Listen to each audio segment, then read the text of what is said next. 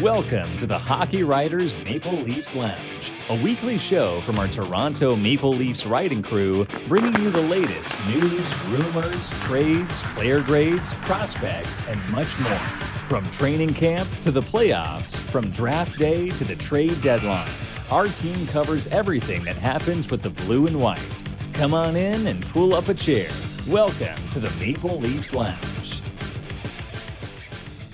Welcome back to the Maple Leafs Lounge. I am your host, Peter Baracchini, and once again, I am joined by my colleague over at the Hockey Writers, Alex Hobson.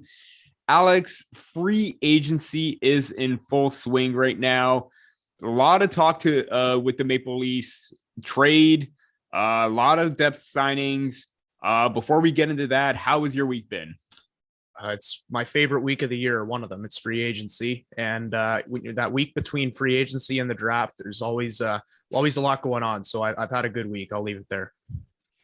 Definitely. And yeah, as you mentioned, a lot going on, a lot to talk about, especially on this episode. So we'll get right into it. But before we do, this week's episode is brought to you by themorningskate.io, your daily newsletter delivered to your inbox Monday to Friday, jammed packed with the best hockey stuff on the planet. It's your daily dose of news, rumors, histories, funnies, quizzes, you name it, everything from the NHL you will get in that newsletter from the great staff over at the Hockey Writers. You'll see a link in the description below. Type in your email and you are good to go.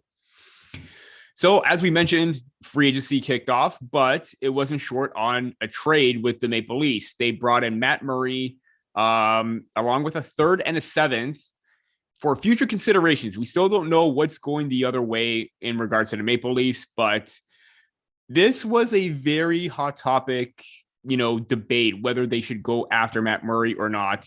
Leading up into the draft, seemed like everything started to pick up steam during the draft. And then lo and behold, the Maple Leafs made the deal, brought in Matt Murray. And as we all know, Jack Campbell signed with the Edmonton Oilers. But the Maple Leafs have their quote unquote starter, and it's come with a lot of criticism, a lot of backlash. Alex, what are your initial thoughts on the trade? My initial thoughts were obviously skepticism and, just wow, what a ballsy move to make for Kyle Dubas. Mm-hmm. And I will say that I feel a little more comfortable with it with the signing of Samsonov, which we'll obviously get to a little later on. But I've been a supporter of Dubas in his tenure in Toronto, and I know there's a lot of Leaf fans that aren't supporters of his, and if you don't like the moves, that's your choice, obviously. But I think the one thing for me is, at least with most of the bad moves Dubas has ever made, I've at least been able to make sense of why he made them in the first place and, what went wrong. This is one of those moves where, there's a chance it'll work. And if it works, then he's going to look like a genius. But if it doesn't work, then I think this is a move that's risky enough to cost him his job. Matt Murray's a guy who's he's dealt with a lot of drama and a lot of bad things in the past couple of years. And he was kind of caught at the low point of his career playing in Ottawa. He didn't have a great tenure in Ottawa, a really great last couple of years, even in Pittsburgh, aside from say like the second half of Murray's season in Ottawa this year. So it's a very risky move. And, Dubas has made gambles on players in the past. I know he really likes to do that. He did it with Michael Bunting and David Kampf, et cetera, last year. He likes to take these gambles on players, and sometimes they work. But the difference with this gamble is that, it's not one of those things where, if Murray doesn't work out, then we just bury his contract and, move on, et cetera. If he doesn't work out, then you all of a sudden have to worry about either paying Murray $4.5 million for the next 2 years and eating that salary, or potentially having to move another draft pick to get someone to take him. But it's a risky move to say the least, but I don't know. I think the one thing giving me comfort with it is the fact that they've got John Elkin, his former goalie coach, working with him. They just hired a brand new organizational goalie coach in Curtis Sanford. Mm-hmm. I'd have to believe that Dubas wouldn't have gone out and done this knowing the stakes of where the Leafs are at right now if he didn't do his homework and he wasn't confident that, they might be able to get the best version of him out there. But overall, very, very risky move. And obviously I am supporting him till the very end, and everybody else should be too. You know, I think it would be great to see a Matt Murray come back and see him find the game that he had in his early years in Pittsburgh. But if it doesn't work out, I encourage all Leaf fans to direct your anger to Dubas, not to Murray, because, you know, I think we should all be rooting for this guy to turn it around. And I think it would be a great comeback story if he did, and he put together number one numbers again. But yes, very, very risky move. And it's one that I'm going to reserve my full judgment on until, say, he's played about 10, 15 games this year. Absolutely. Yeah. And, you know, you mentioned the familiarity that he's going to with John Elkin, and obviously Keith and Dubas. You know, he was their goalie when they were together with the Sioux Greyhounds. So he has that going for him. And I do agree. It is a big gamble knowing that what happened with Peter Mrazek. You fork over that kind of money to have a 1A, 1B tandem. Mrazek didn't work out well. And now you're giving him or getting a little bit more with Matt Murray, considering that he's been a starter in the past and he's won 2 cups. And I think he's banking on Murray finding that form. And like you said, Dubas probably did his homework. He was going over, I know it took a little while to go over his medical records and make sure everything was okay before they made the deal. And it looks like everything is fine, but it's what's going to happen afterwards. Is he going to have injury after injury again? And again, I do believe that this is Dubas's one move that he's banking on to work. And again, like you said, and like everybody's saying, it is a major risk to take that. But if he's banking it on a stretch of, 12 games from January and February, where Murray had starter-like numbers, where he had a .924 save percentage in January and February was .943, again, all by very small sample size, considering the injuries that he's faced last season, it could very well work out. And even Jonas Siegel mentioned that Dubas said that Matt Murray's pedigree last season during that stretch and his ability to bounce back was why they're high on him. And it could go either way. It could work out for the best, and they have a solid tandem, like you mentioned, in him and Samsonov, and both are going to work under Curtis Sanford. I'm curious to see how that plays out. So, yeah, it definitely is a big question mark. I do agree that if this move doesn't work out, I've always been under the impression, and even Shanahan said that Keith and Dubas were safe, but if this move fails, chances are it's gonna cost them big time. And everyone has some doubts or has reason to be doubtful. So we're going to see where it takes there. Yeah, I think the one part that's important to remember on top of this is that, if the Leafs didn't go after Matt Murray, I feel like every single path they could have possibly taken to address their goaltending this year would have come with some element of risk. Because more risk than this. Yeah. And if you bring back Jack Campbell at the term that he wanted, because remember, the term is what was separating the two parties. The Leafs didn't want to give him term, but Campbell wanted term. Mm-hmm. You're talking about giving $5 million a year to a guy who had 2 amazing months last year, 2 average months, and 2 months where he was the worst goalie in the league. Mm-hmm. So Jack Campbell, I know that, he's gone on stretches where he's looked like a top 5 goalie in the league, and he's looked like he's finally been able to secure, his position as a number 1 goalie, but he's got the same injury issues we're talking about with Matt Murray. You could say the same for Darcy Kemper. I know he just won a Stanley Cup, but again, giving him that term and taking him right through when the Leafs have to re-sign Austin Matthews. If these guys don't pan out, or the injury bug catches up to them, et cetera, and you're stuck paying someone that term throughout those 4 years or 5 years or whatever, that's when it really gets dicey. And, you could do that. And then there was obviously the talk of at one point about trading for John Gibson, but apparently he didn't want to come here. And even then there's risk in trading for Gibson. Mm-hmm. So obviously a ton of risk with Matt Murray, but I think the one thing to remember that is important is that there would have been risk regardless of where the Leafs go. And, if you think Murray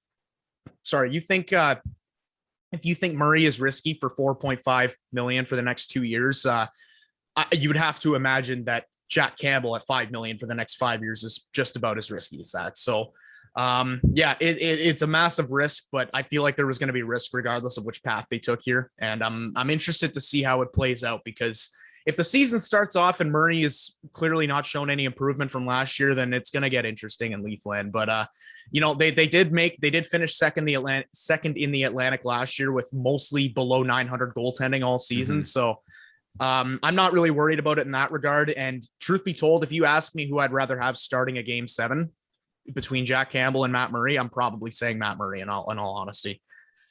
927 save percentage in 2 game 7s in his career. I know that's a very small sample size, but the game 7 is the big hump that the Leafs need to get over. So if you're going to bring in somebody to play a game 7, might as well do a guy who's been able to prove himself in those games. And 2 Stanley Cups, and also the Colorado Avalanche proved that you don't need a Andre Vasilevsky type performance if the team in front of you is great and you can post up a 910, 915 save percentage. And one final note before we move on.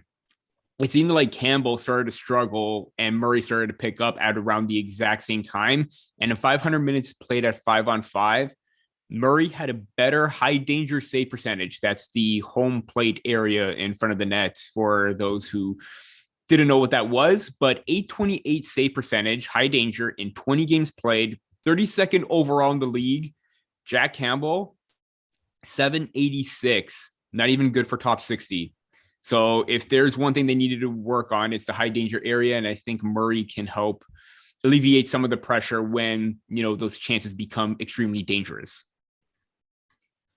Moving on to the next topic, and we've already talked about the thoughts and criticism around the Murray deal for both Matt Murray and Kyle Dubas. They made a number of transactions on free agent frenzy. They signed Ilya Samsonov to a 1-year, I believe, $1.8 million contract to kind of a prove me deal. And also signed Nicolas Aube-Kubel, who just won the Stanley Cup with the Colorado Avalanche. And if you don't know him, he's the one that dropped the cup. And Aube-Gaudette signed to a contract as well, 1 year. I believe that's both for Aube-Kubel and Gaudette were league minimum. Alex, out of those signings, which one stands out the most to you? Well, I mean, I think the clear answer there is Ilya Samsonov, because I think that when the Leafs traded for Matt Murray, a lot of the skepticism around it was, how much faith do the Leafs have in this guy? Do they think he's going to be a 60-game player like Freddie Anderson and Jack Campbell, like they hope he would be last year? Like there's a lot of risk around Murray, but there's even more risk when you consider who they're surrounding him with. And Samsonov, I think, has potential to plummet, or it has potential to bring out the best in both of them. I like Samsonov's upside a lot, because you're talking about a guy, he's 25 years old. He was a first-round pick in 2015. So he's really, it's not like they're taking a chance on some veteran who's been down for a couple of years and he's looking for another chance.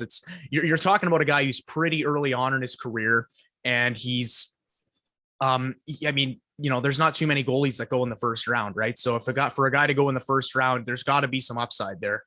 And, Dubas made a point to mention that it's pretty interesting how you've got this guy, he's 25 years old and looking to sign a bet on yourself kind of deal, considering the stage of his career that he's at. I'm sure for him, when the Capitals drafted him in 2015, he probably had the idea that, okay, since they're taking me in the first round, they probably envisioned me as their number 1 goalie in the future. And then, 6-7 years later, for them to not even offer him a contract, I feel like that would have to inspire some motivation on Samsonov's part. And as much as I say that there's risk in having a tandem of Murray and Samsonov, the one thing that I will say is that if you've got 2 guys here who are looking to prove themselves, you've got a 2-time Stanley Cup winner in Matt Murray, who's, after his dad died in 2018, and you hate to attribute it to that, but how good of a story would that be? Yeah, for a couple of years after that, his play started to decline, and then he got sent to Ottawa and had to play behind a pretty bad couple of Ottawa teams.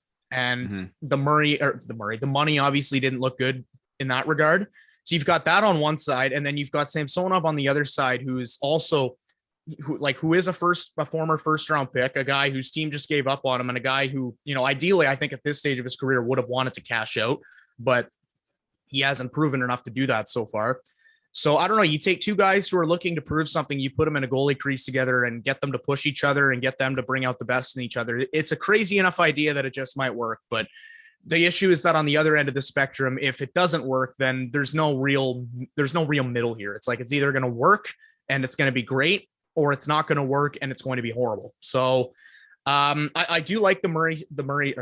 Geez, I keep saying Murray. I do like the Samsonov signing. In that sense, but that doesn't mean that it comes without risk. And it creates that internal competition too. If Murray fails, you have Samsonov as the backup. And, we've seen glimpses of what made Samsonov great. I mean, there were times when the Maple Leafs played the Capitals and, he just seemed overwhelmed. But I think what sticks out is his play during the playoffs when it mattered most.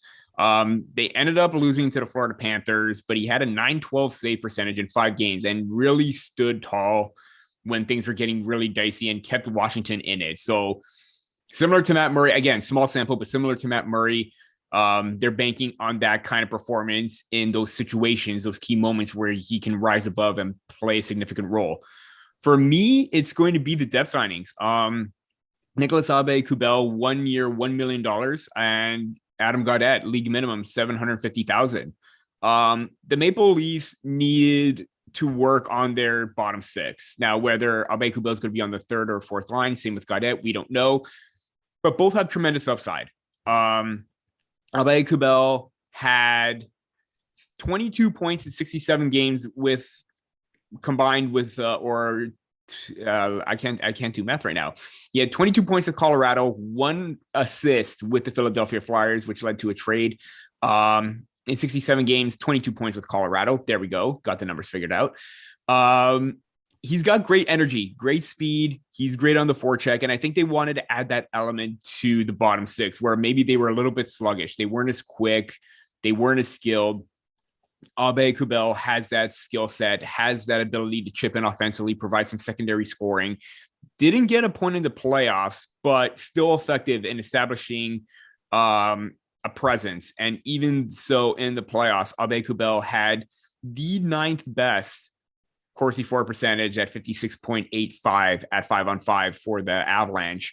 And Adam Gaudette, I think he's going to be a really underrated pickup. I think he's got the size, the speed, the physicality, the shot. He's got a tremendous shot. And as we saw during the World Hockey Championships, posted 6 goals and 8 points in 10 games.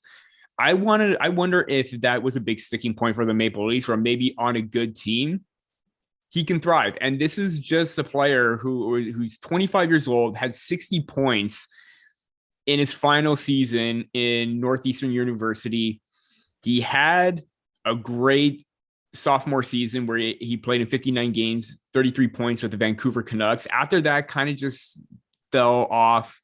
Hopefully he's able to bounce back and has that mindset, because he's got the speed, the hands, and the shot, as I mentioned before, that could attribute to great secondary depth scoring. And this is probably a stretch, but if he's able to improve tremendously and work his way up the lineup, he could maybe be an underrated player and be that go-between, kind of like what Andre Kasha was, being a bottom 6 forward at times, but jumping into the top 6 if they need be. So I'm really interested to see how that plays out, and I really want to see what he can do with this team. Yeah, the one thing that I'll say about Aube-Kubel specifically that I really liked when I was reading the quotes from his introduction press conference is, he said that, I forget who it was that asked him, but somebody asked him, what are you looking for at this point in your career? And he says he's looking for stability. He's hoping that, in coming to Toronto, he can play well enough to establish a role and then maybe eventually look for a long-term position here. And, to hear that from a depth guy, a guy who, gets signed every offseason for about the price that he signed for, I think it was a very encouraging thing to hear him say that he would like to be in Toronto long term. Mm-hmm. And he might just be saying that to fluff himself up and to get himself on the right foot with Toronto fans, etc. But it's not the type of quote you hear all that often when you bring in a depth guy. So for him to say that he wants to be in Toronto long term, knowing the amount of forwards they've got and the amount of the amount that they're an offensively driven team, I think it's a good thing. And I think if nothing else, it'll do well for him in the sense that he'll be able to play for Toronto and likely sit on the 4th line for the entire season, and hopefully establish enough of a presence that he can stick around here beyond this year. And I don't know what the Leafs would consider leaving him here long term or keeping him long term, unless that's maybe just for the next couple of seasons. But for a guy on a 1-year deal, he's a great forechecker. He's got great speed. He's physical for his size, even though he's only 5'11". I think he's a great replacement for the fourth line. And if he can establish himself as an energy force on that fourth line, I think the contract will be solid. And regarding Gaudette, I think that there's definitely upside there as well. I mean, you're looking at a former Hobie Baker winner in university. I think at his ceiling for the Leafs, he can be a guy who plays on the third or fourth line, and potentially even get second power play minutes because, like you said, he's got a great shot. He does have offensive skills. He just hasn't really put together a full season with his offense on full display consistently throughout the year. So hopefully him, now that they've tracked the root of that illness that he battled, hopefully there's room for him to have a bounce back season and become a contributor for this team. Absolutely. And one thing to note about that is, the Maple Leafs want character players. Aube-Kubel already has his cup. He wants to do the same thing and help this team power forward. And with his experience, it could be very valuable to the Maple Leafs in the upcoming season, maybe long-term, depending on what happens after this. He could earn a contract extension, but we will see. To recap the show, once again, this episode is brought to you by morningskate.io, the daily newsletter delivered to your inbox Monday to Friday with the latest news, rumors, histories, funnies, quizzes, all you want from around the NHL from the tremendous staff over at the Hockey Writers. Once again, you just got to put your email in the link in the description below and you are set to go. Moving on to kind of the biggest free agent signing over Aube-Kubel and Gaudette is Calle Jarnkrok. Signed a 4-year, $8.4 million contract with an annual value of $2.1 million. Now, we talked about depth in the bottom six and how they were going to transform that because, you wanted to get quicker, you want to get faster, you want to add a little bit more tenacity and sandpaper to your game. Jarnkrok brings all that. And I think with the absence of Andre Kasha, him going to Carolina, I think this is the perfect replacement for him. Alex, what is your initial thought on the signing and was it worth it? Because I know that maybe there's, again, kind of like the Matt Murray deal, a lot of backlash of trying to give too much money to a third line player. Just to address that right off the top, you're misinformed if you're saying that Calle Jarnkrok is too much money. They're literally paying this guy $2.1 million. Like, I know it's over 4 years, but for a bottom six forward, if you're going to give him term, as long as it's under 2.5, 3 million, something like that, I think giving him term is fine. And he's 30 years old, but the thing is he's only here for 4 years. So it's not like they're really taking him into his late 30s to the point where, his legs are really going to slow down and he's eventually going to become, I don't want to say a liability, but a guy that you wouldn't want on your roster every night. So I think it was a great deal, especially when you see that Ilya Samsonov went to Vancouver for 4.75 over 4 years. I love Mikheyev as a player personally, but my one knock on him was always his consistency. He'll have a stretch where he scores 7 goals in 7 games, and then he'll go another 14 games without scoring a single goal.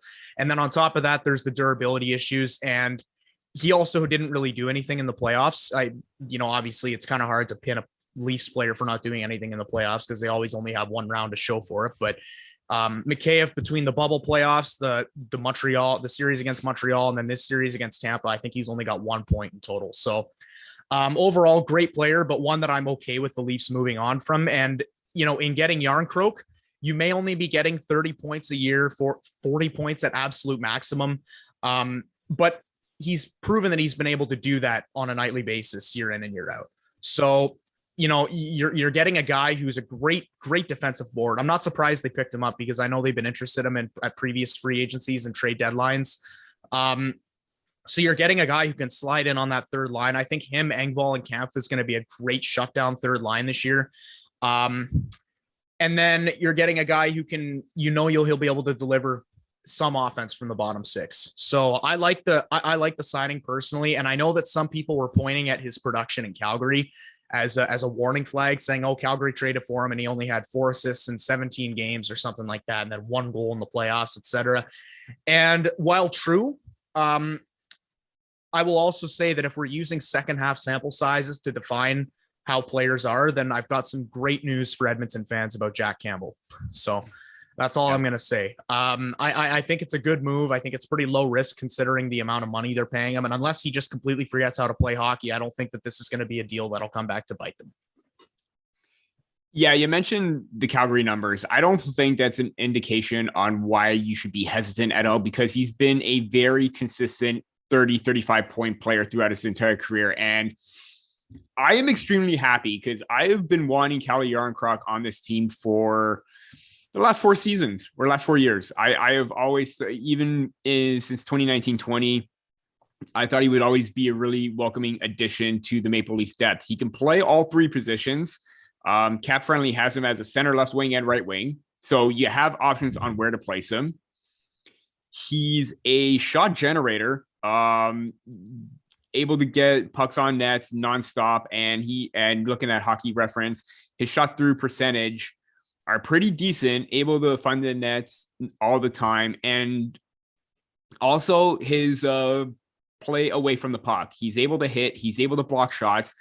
But he is a takeaway machine too. May not be high, but the takeaways always outweigh the giveaways, and that number is always higher than the giveaways, and that's a good indication that he wants the puck. He's battling for it. He wants the puck on his stick, and he wants to gain possession and have a positive impact on his team. That's the possession style game, or the impact that the Maple Leafs want to see from the players, and Jarnkrok has that. So if you're giving me a player that could take the puck away, generate good chances, good for at least 30, 50 points at $2.1 million over 4 years, I am taking that every single day of the week. And you know what? If there was instances where they had to give up a whole lot more for Jarnkrok services in the past, it's kind of good that they didn't, because this is still really good value. You don't want your third liners to make, $3, $4, $5 million.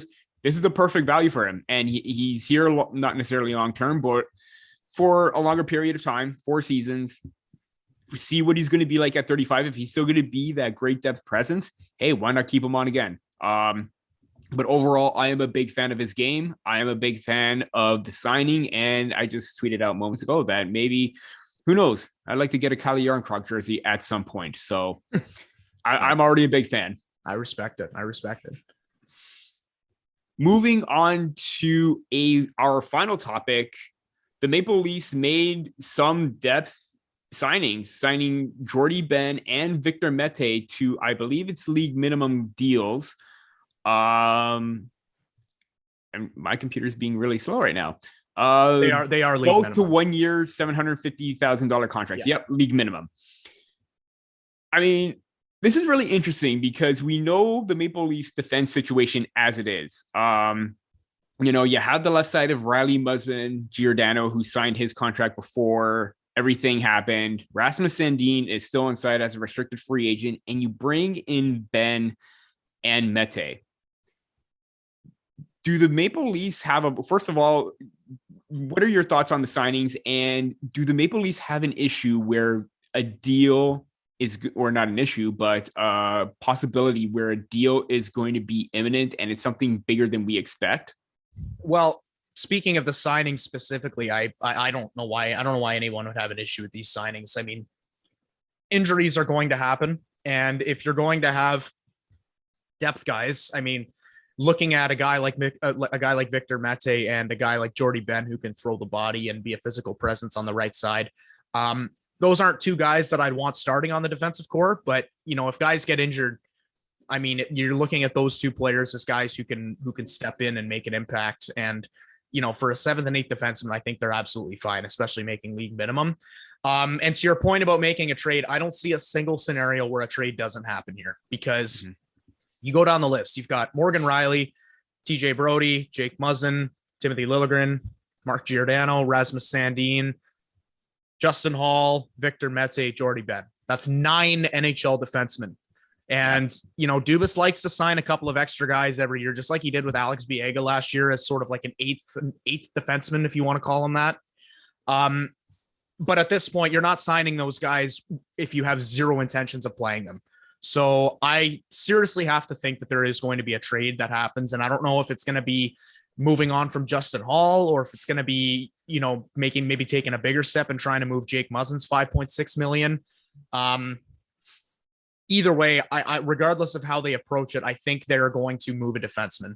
And I hope that it's for a top six forward, because as much as I like Alex Kerfoot, I think that second line with Kerfoot, Tavares, and Nylander went stale much more often than it should have last year. And if, I'm okay with keeping Kerfoot on the team, but if they're going to, I'd rather have him in a bottom six role than as the top six left winger. So yeah, it'll be interesting to see the path they take here, because like I said, they've got 9 NHL defensemen right now. And if you've got 9 defensemen, and like you can obviously only ice 6 on a team. So you're just signing 3 extra guys just to keep them on the bench all year.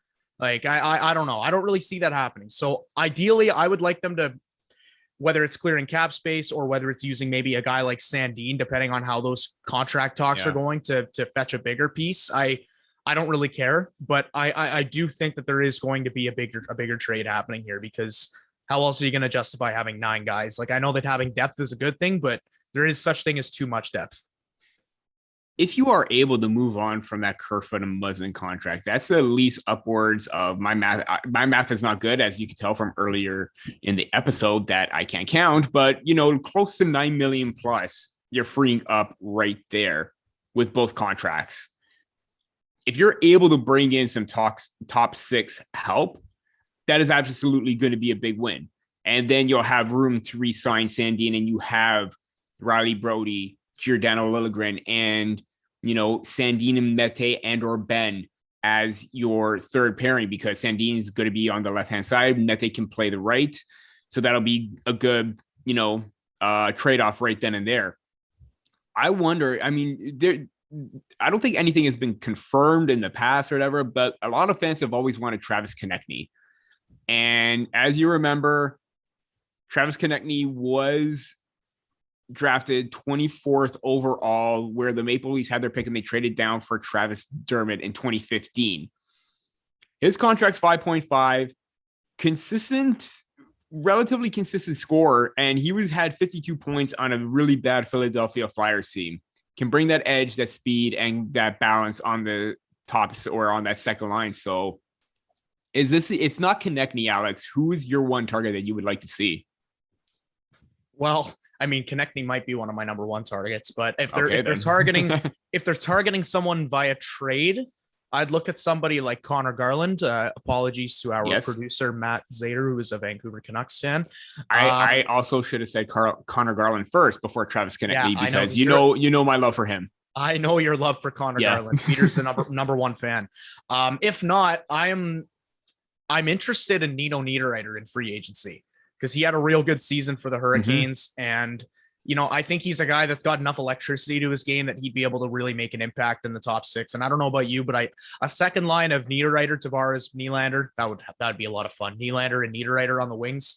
But yeah, I think having a top 6 with Niederreiter in it versus a top 6 with Kerfoot in it, I think there's a noticeable improvement there. So I don't know how they're going to make the money work. I don't question anything that Dubas does when it comes to money, because him and Brandon Pridham just seem to find their way out of cap issues and, find ways to make cap room and kind of appear out of nowhere. Just like they did with Jarnkrok. So it's going to be interesting to see how they approach that. But Niederreiter would be a guy that I'd want if they're targeting someone in free agency. Now, my absolute pipe dream, unrealistic target is Nazem Kadri. Bring him home. Yeah. But they'd have to move a serious amount of cap to make that work. Yeah. The thing with Niederreiter is he made 5.25 this past season.